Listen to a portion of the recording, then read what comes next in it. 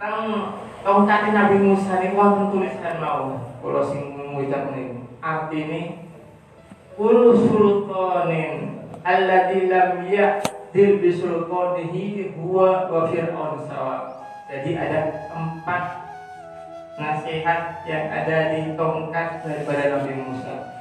Yang pertama adalah kullu sultanin, setiap penguasa, setiap pejabat, alladzi lam ya'dil, yang dia tidak adil bisultanihi, dengan kekuasaannya, huwa wa fir'aun sawa, dia dan Fir'aun berarti sama. Jadi semua penguasa, pejabat, kalau dia tidak adil kepada rakyatnya, maka dia dengan Fir'aun sama. Fir'aun itu terkenal dengan nopanan itu, sombong, kemudian juga mengaku sebagai Tuhan. Top itu Fir'aun. Kalau misalkan ada pejabat kok dia tidak adil sama rakyatnya, maka dia dengan Fir'aun sama.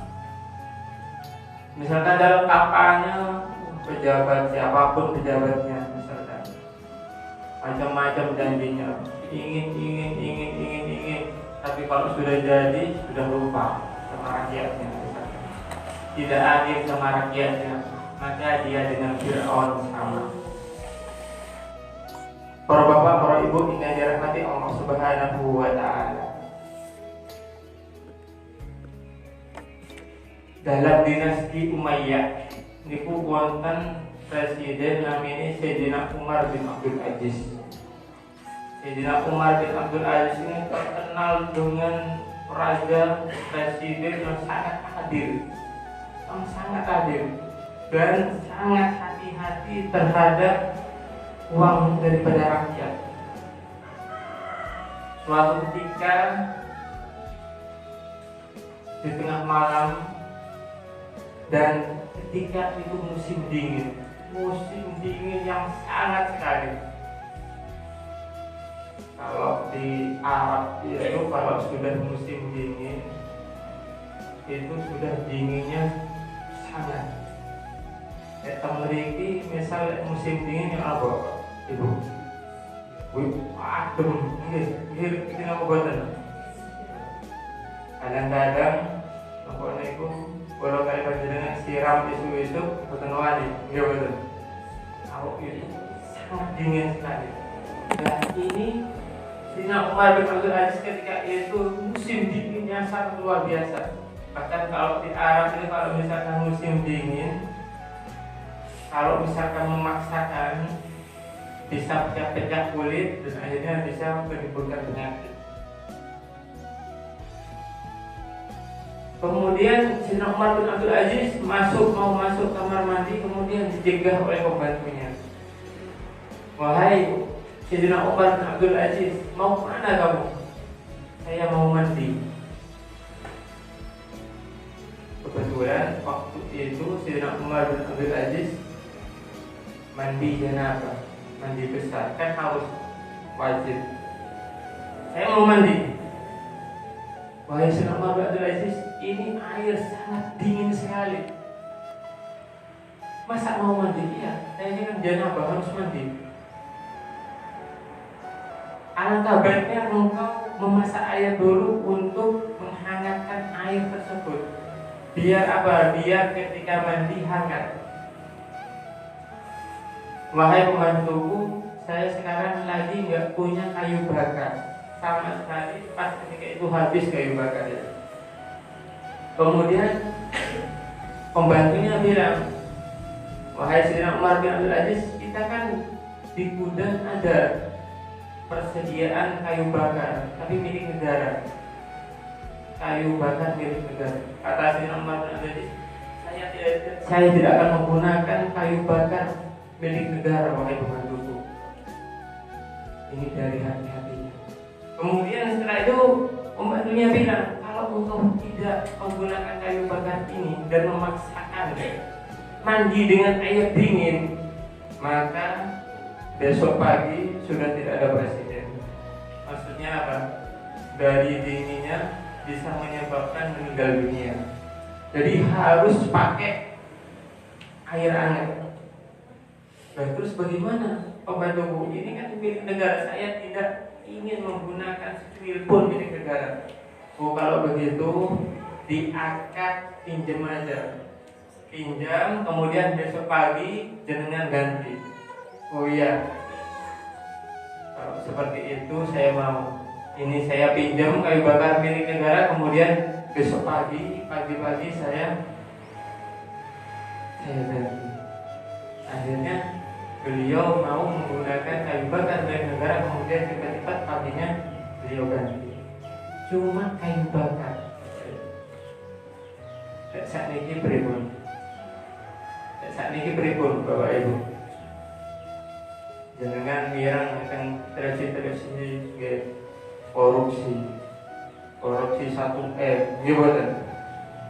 Jangan nanti ningali duit 1M apa badan ini? Nah, dereng ya. Semua 1M ini ditumbas no kerupuk pripun. Tak sayidan ini nggih banjir ini.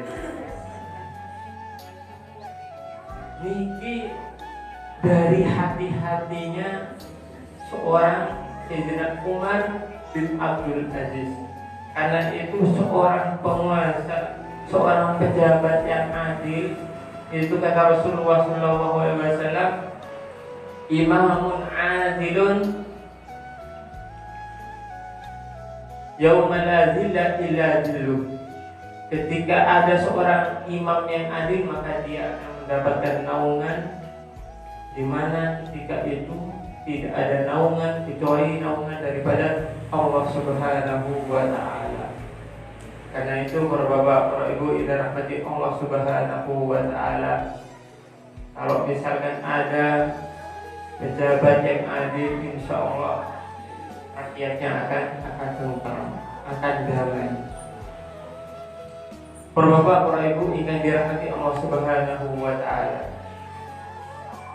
Kemudian yang kedua, nasihat daripada tongkat daripada Nabi Musa adalah kullu alimin, setiap orang yang alim, setiap orang yang punya ilmu, alladzi lam yanfa' bi ilmihi, kemudian dia tidak memanfaatkan ilmunya, dia tidak menyebar ilmunya, dia tidak mengamalkan ilmunya, huwa wa iblis sawa, dia dengan iblis sama. Jadi kalau ada orang punya ilmu, titelnya punya titel, kemudian dia punya ilmu, tapi dia tidak mengamalkan ilmunya, dia tidak mengajari kepada orang lain, bahkan dirinya sendiri tidak mengamalkan ilmu yang dia sudah dapat, maka dia dengan iblis sama. Kenapa? Karena iblis itu adalah sifatnya sombong. Dia dengan Nabi Adam sombong karena apa? Karena dia mengetahui banyak hal, iblis tersebut. Karena itu dia sombong.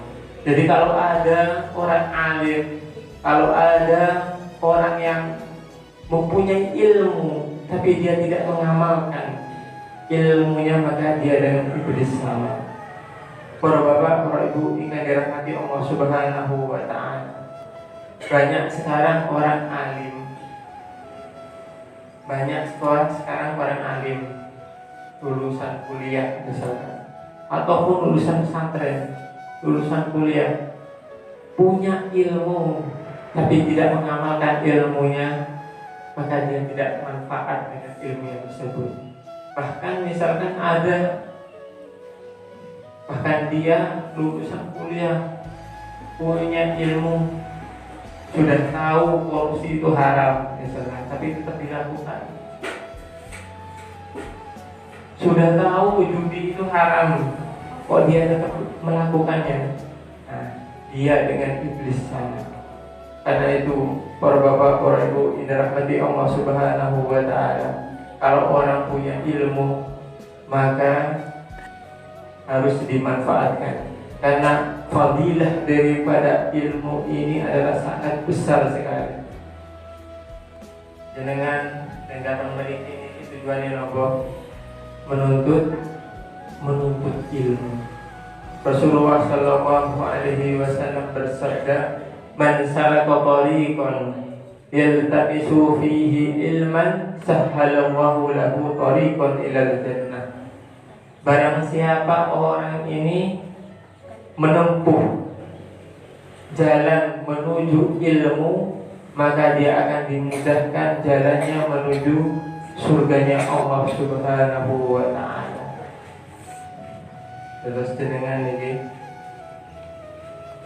berangkat saking griya jenengan kemudian menuju masjid dengan niatan golek ilmu, dengan niatan nyari ilmu.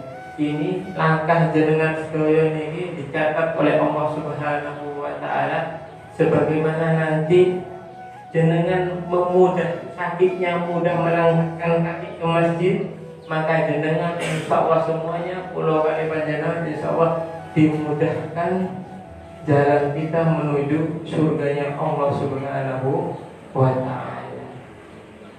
Para bapak, para ibu ingin dirahmati Allah Subhanahu wa ta'ala.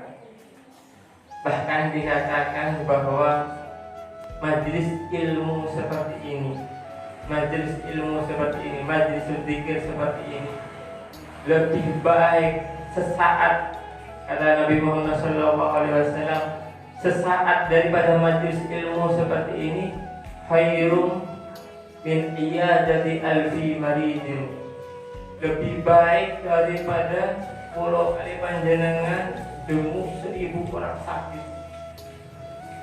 Kemudian khairum min alfi suhudi janazatin, lebih baik daripada jenengan takziah kepada 1000 jenazah. Kemudian khairum min alfi rakaatin, lebih baik daripada jenengan melakukan sholat 1000 rakaat. Jenengan nanti robotan sholat dalam satu waktu 1000 rakaat. Nanti robotan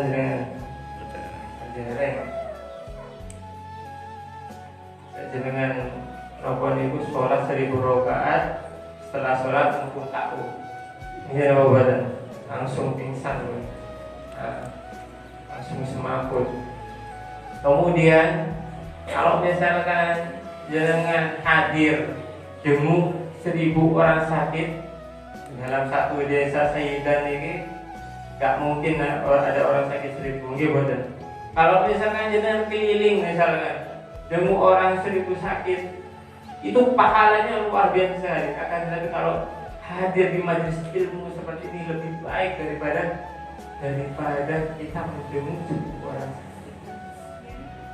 Kalau kita misalkan mau jenguk 1000 orang sakit gampang, cuma rumah sakit dia besar gitu, wah itu sudah banyak kamar, satu kamar banyak orang, tiap kamar jenengan jenuh.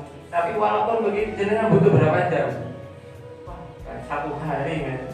Padahal satu rumah sakit. Bayangkan kalau itu adalah satu desa, satu kecamatan, butuh berhari-hari. Akan tetapi kalau jenengan hadir memiliki niatan golek ilmu, niatan hadir nyari ilmu, dengan jenguk 1000 orang sakit itu masih lebih baik pahalanya ini dengan nyari ilmu. Kemudian juga lebih baik daripada jenengan hadir 1000 jenazah. Kalau orang meninggal ya pasti setiap hari ada, tapi dalam satu desa mesti robotan. Bukan mesti, ya robotan. Kalau jenengan hadir 1000 jenazah pun itu masih lebih baik niki jenengan hadir dan majelis ilmu Pak. Jadi kita niki untung nopobotan jenengan ini. Untung nopobotan Ibu. Untung. Alhamdulillah. Ini adalah fadilah daripada mencari ilmu. Dan kalau kita sudah mempunyai ilmu, maka kita harus amalkan. Kita ajari kepada anak kita ajari kepada keluarga kita, kita ajari kepada sanak saudara kita. Itu yang namanya ilmu yang bermanfaat. Para bapak, para ibu yang dirahmati Allah Subhanahu wa Ta'ala. Jadi yang pertama, kalau kita jadi pejabat maka harus menjadi pejabat yang adil. Yang kedua, kalau kita punya ilmu maka kita harus mengamalkan ilmu kita. Kemudian yang ketiga, nasihat daripada tongkat Nabi Musa alaihi salam adalah kullu ghaniyin alladzi lam yanfa' biginahu huwa waqarun sawa. Orang yang kaya, orang yang dikasih kelebihan rezeki dari Allah Subhanahu wa Ta'ala, tapi dia tidak memanfaatkan harta kekayaannya untuk sedekah, untuk manfaat kepada orang lain, maka dia dengan korun sama. Dia dengan korun sama. Korun itu banyak hartanya pada zaman Nabi Musa alaihissalam. Maka dari itu sekarang kalau kita nemu harta di dalam tanah itu noporan itu harta karun. Karena itu dulu korun itu hidup di zaman Nabi Musa alaihissalam. Untuk menenteng kekayaannya saja butuh 40 orang yang sangat kuat nenteng kuncinya saja.